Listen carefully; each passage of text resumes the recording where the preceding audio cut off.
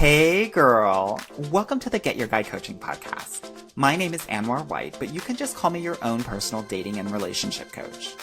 Each week, you'll hear actionable advice, tips, and strategies that you can implement in your own love life. I'm talking about healing your heart, dating effectively, and understanding men so that you can, you guessed it, get your guy.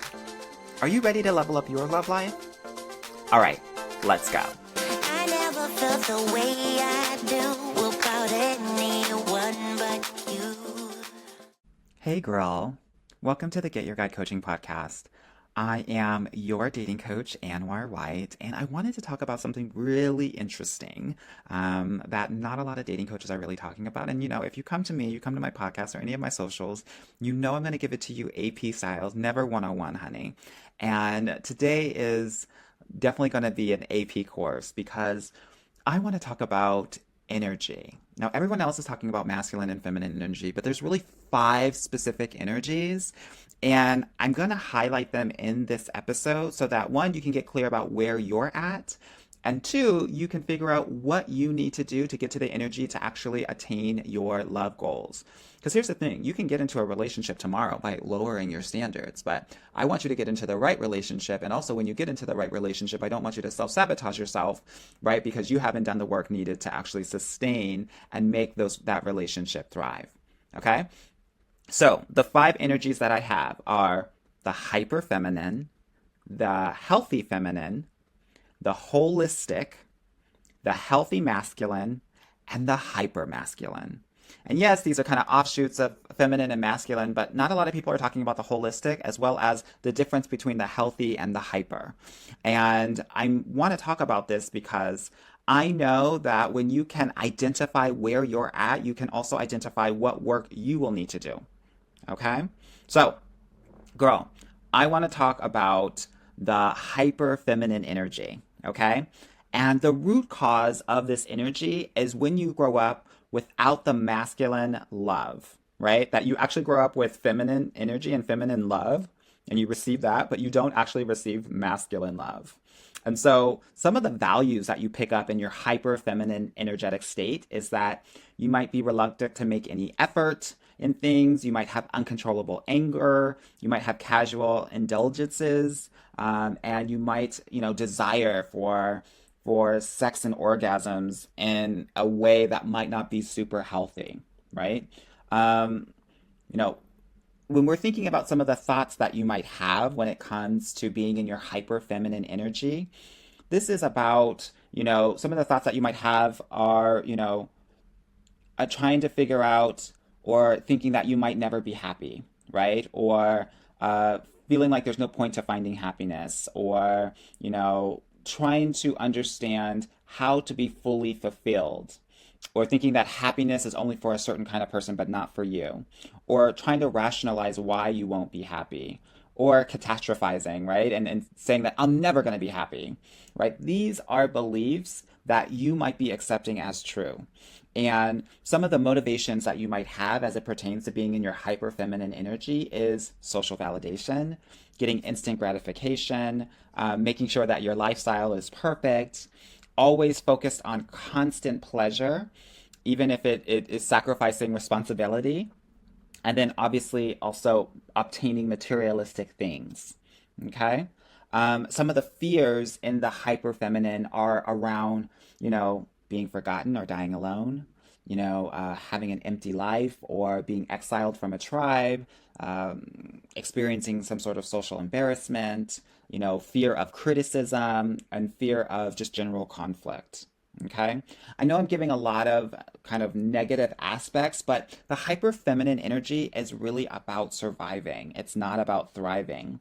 And instead of, the desire, let's say, for social validation, we want to focus on self-validation. Instead of instant gratification, we want to focus on delayed gratification. Instead of trying to make your life perfect, we want to focus on, being present in the moment and grateful for what you have. Instead of always focusing on pleasure, we want to focus on earned pleasure. For if you're focused on materialistic things, I want us to focus on meaningful experiences, right? So there are ways in which to shift the way that you're living to get out of the hyper feminine, but I wanted to kind of lay out what the hyper feminine is. Okay? All right. So, now I want to talk about the healthy feminine. And the healthy feminine is all about unconditional acceptance. It's about really not trying to force positive change. It's about letting yourself experience life, the good and the not so good. And understanding that some people don't want to change and they just want to be comfortable, and that's okay too. And allowing them to experience the consequence of their actions, right? Understanding that when another person that you're in a relationship with, when you're in your healthy in your healthy feminine, understanding that once they've suffered, that they will become aware and have the choice to either stay where they are or make changes. So the healthy feminine is about unconditional acceptance. The other part of healthy feminine is also about emotional support. It's about being a guiding, supportive person, friend, partner on standby while the other person is going through their own development, right? It's about spreading positive vibes when you talk with the other person. It's about smiling, it's about humor. Those things work great. Ultimately, it's about making them feel like they're the most important person in the world. That's the emotional support. And that's part of the healthy feminine energy. The other part of healthy feminine energy is all about patience, right? Being patient with one's progress, not being impatient, not feeling like I got to get my guy right now or I got to get my promotion right now.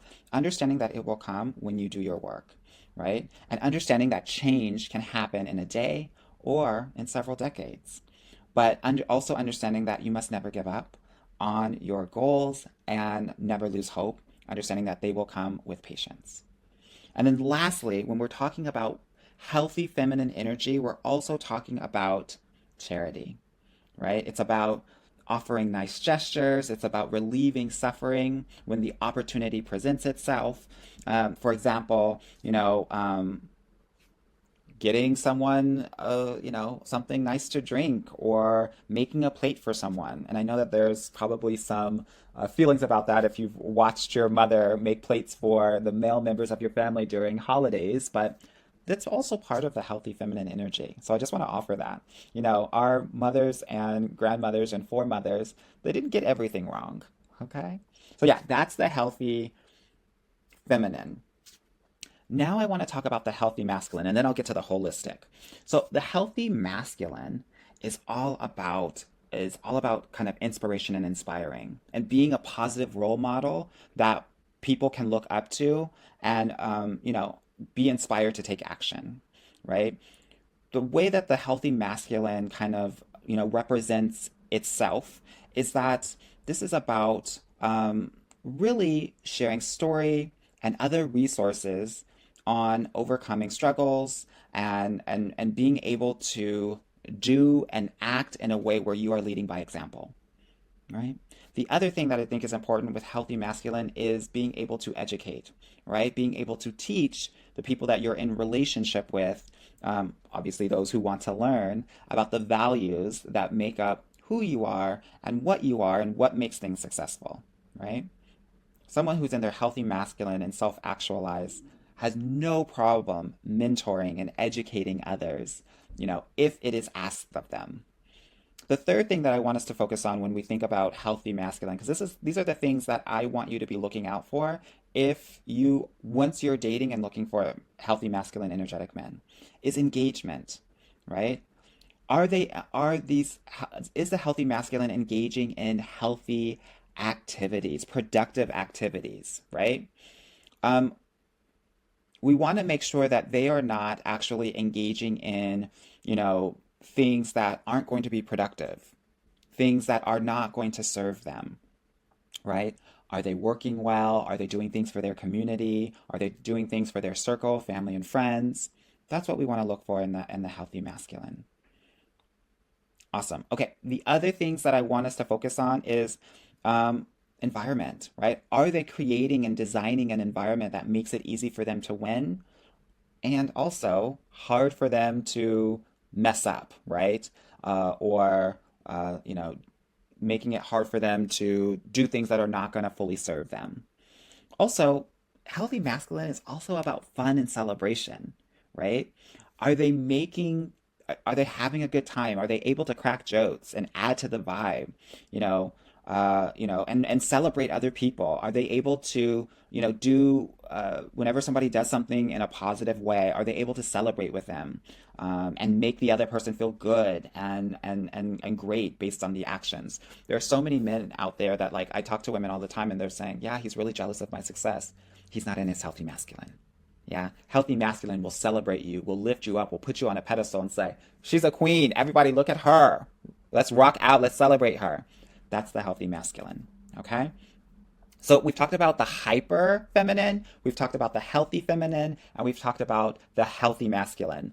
The holistic, and this is the crux of why I wanted to talk about this, the holistic energy is a mix of both the healthy masculine and the healthy feminine energy.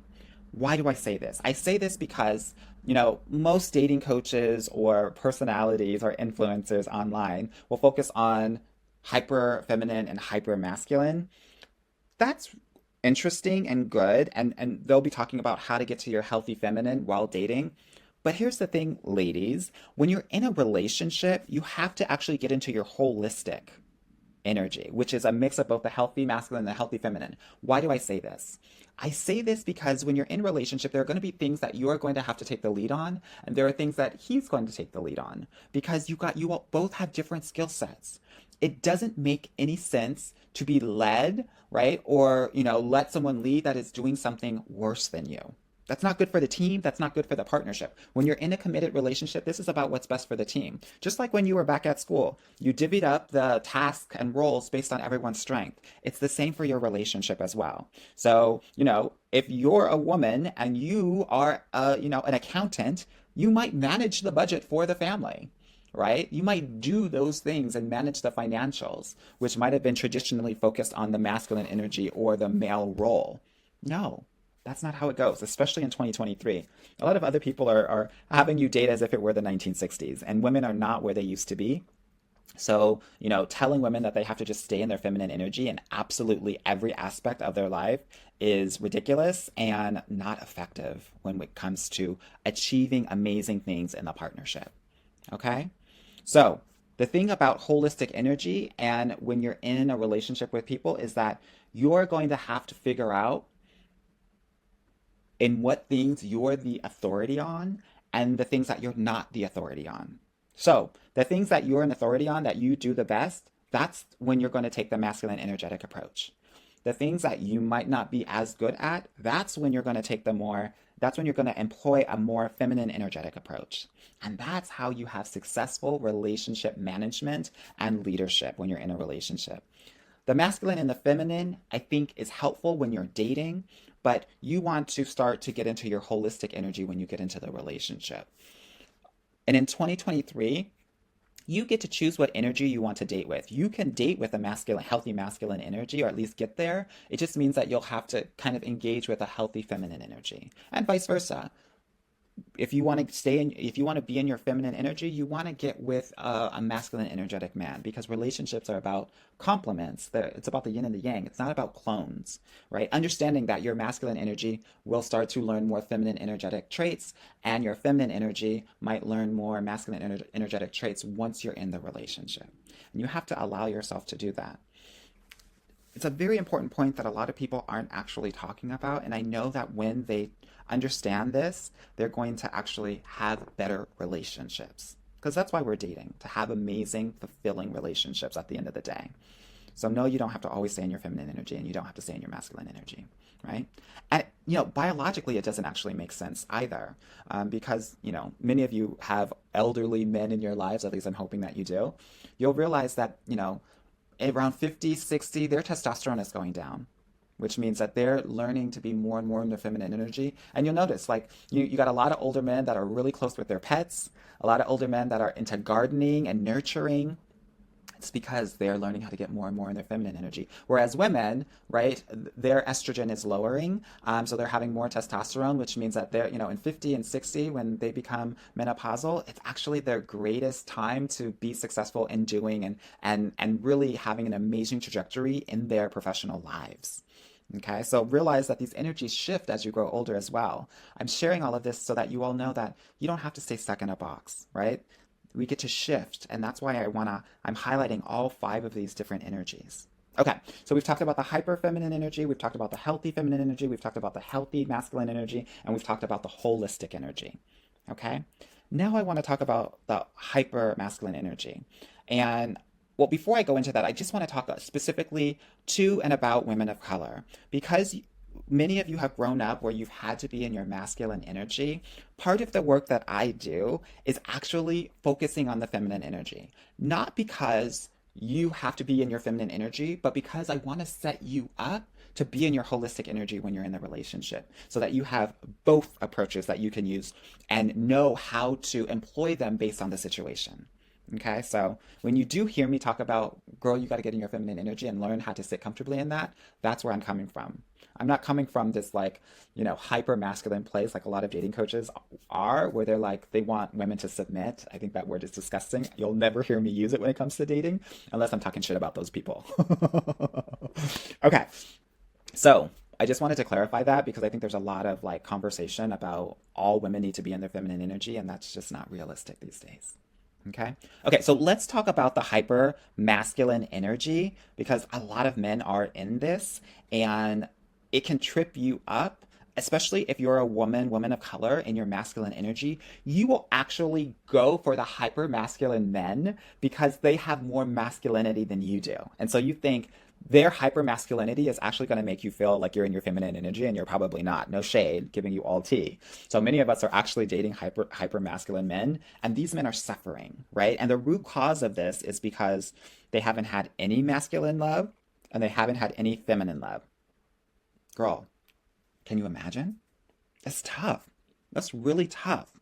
Some of the values that these hyper masculine men, hyper masculine energetic individuals have is that they're just afraid, right? That they've had some sort of abuse or violence or oppression in their lives.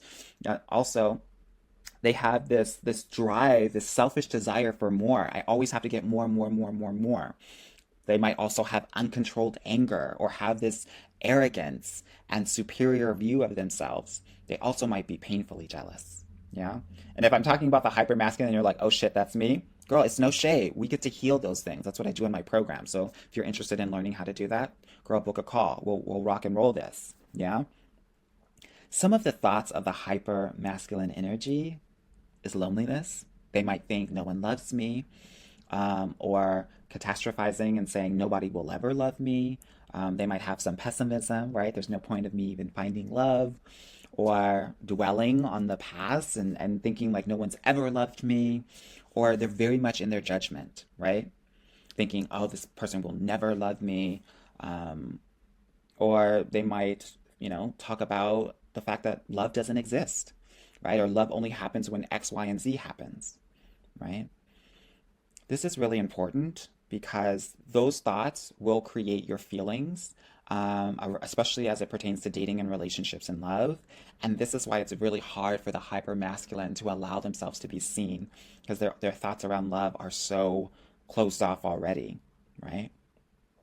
The motivations for the hyper masculine is a desire for power over others, whether that's physical, whether that's sexual, whether that's financial. If you make more money, then you'll be more powerful and you'll get to control other people. They also have a desire for obtaining materialistic things. I gotta get my Beamer, I gotta get my Benz, I gotta get this, 8-story house, right? X, Y, and Z. And they're also focused on instant gratification. You'll realize that the hypermasculine and the hyperfeminine have actually so much in common. Yeah. But the motivations for the hypermasculine, we actually need to shift. And I'm sharing this because I know that I have some people listening right now that are like, oh shit, I'm in my hypermasculine. How do I shift out of this? Yeah.